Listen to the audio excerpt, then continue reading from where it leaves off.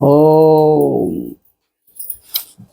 मित्रों, धर्म की पाठशाला भाग 8। मैं सतीश सिंह कछवा, retired senior technical superintendent from IIT Kanpur. धर्म की पाठशाला भाग 8 में आपका सभी का स्वागत है। मित्रों, पूर्व की पाठशाला भाग 7 में हमने आत्मा का पुनर्जन्म एवं प्रमाण और कारण बताए। कारण में पूर्व जन्म के कर्मों के फल भोग एवं नए नवीन कर्मों को करने के हेतु। अब वर्तमान भाग 8 में आपको ऋणों की अदायगी के बारे में बताएंगे। जीवन का उद्देश्य क्या है? ऋणों की अदायगी। जीवन का उद्देश्य ऋणों की अदायगी। अब इस संबंध में हम चर्चा करेंगे। तो मित्रों, जन्म लेने के बाद, जन्म लेने के पश्चात यानी पुनर्जन्म आपका हो गया। अब आपने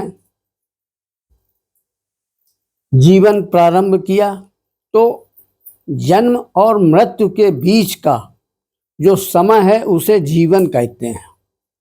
और इस जीवन काल में को 4 भागों में बांटा गया है। पहला है ब्रह्मचर्य आश्रम, दूसरा है गृहस्थ आश्रम, तीसरा है वानप्रस्थ आश्रम, चौथा है संन्यास आश्रम। अब इन पर विस्तृत चर्चा करेंगे। तो जन्म से लेकर के शिक्षा अध्ययन तक का जो समय है, आप जब शिक्षा ग्रहण करते हैं उस समय को ब्रह्मचर्य आश्रम कहते हैं। अब हम ब्रह्मचर्य आश्रम में आपके ऊपर देव ऋण, पितृ ऋण, गुरु ऋण और मातृ ऋण आहूत हो जाता है। देव ऋण से क्या तात्पर्य है? देवों की अनुकंपा से आपको जन्म प्राप्त होता है। बिना देवों की अनुकंपा के जन्म संभव नहीं है। अतः देवों का ऋण आपके ऊपर आहूत हो जाता है। माता एवं पिता जिनसे जन्म हुआ वे आपके पृथ्वी के भगवान हैं। आप उनकी अगर दिन रात भरपूर पूजा करें, भरपूर उनकी सेवा शुश्रूषा करें तो भी कम है। अतः आप पर मातृ एवं पितृ ऋण आहूत हो जाता है। और जब आप गुरुकुल में अथवा पाठशाला में प्रवेश लेने पर गुरु के ऋण से आहूत हो जाते हैं। सबसे पहला गुरु तो आपकी जो माता है, आपको बोलना सिखाती है।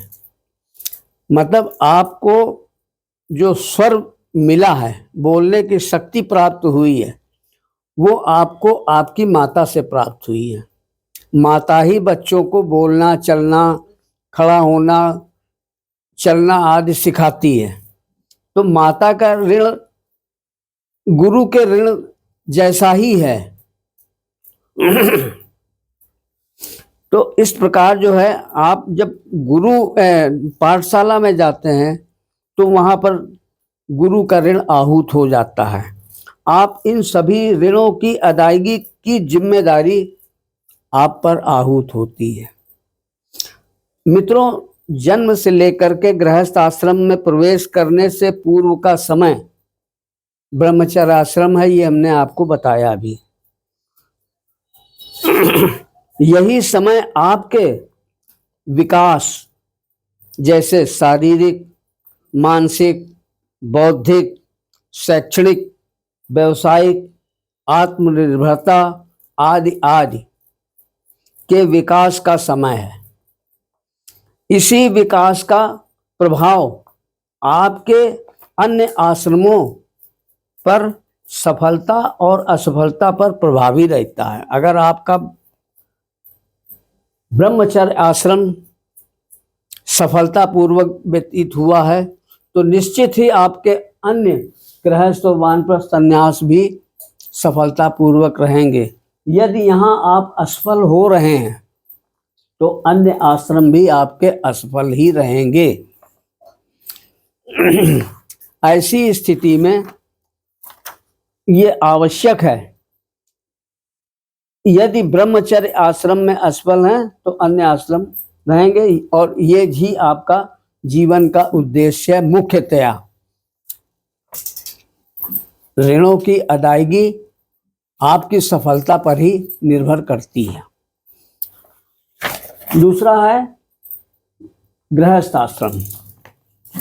गृहस्थ आश्रम में प्रवेश के समय तो सफलतापूर्वक व्यतीत किया गया ब्रह्मचर्य आश्रम के पश्चात जब आप धनोपार्जन की स्थिति में होते हैं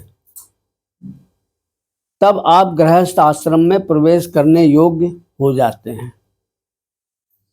गृहस्थ आश्रम में देव ऋण, माता पिता का ऋण, गुरु ऋण की अदायगी के अतिरिक्त धर्म, अर्थ, काम की प्राप्ति, धर्म, अर्थ, काम की प्राप्ति का उद्देश्य जिसे पुरुषार्थ कहा गया है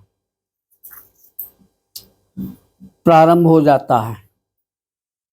ऋणों की अदायगी एवं धर्म, अर्थ, काम आदि की प्राप्ति हेतु पति पत्नी दोनों ही बराबर के हिस्सेदार हैं, दोनों पर ही बराबर आहूत होती है। ऋणों की अदायगी आप भूलें नहीं,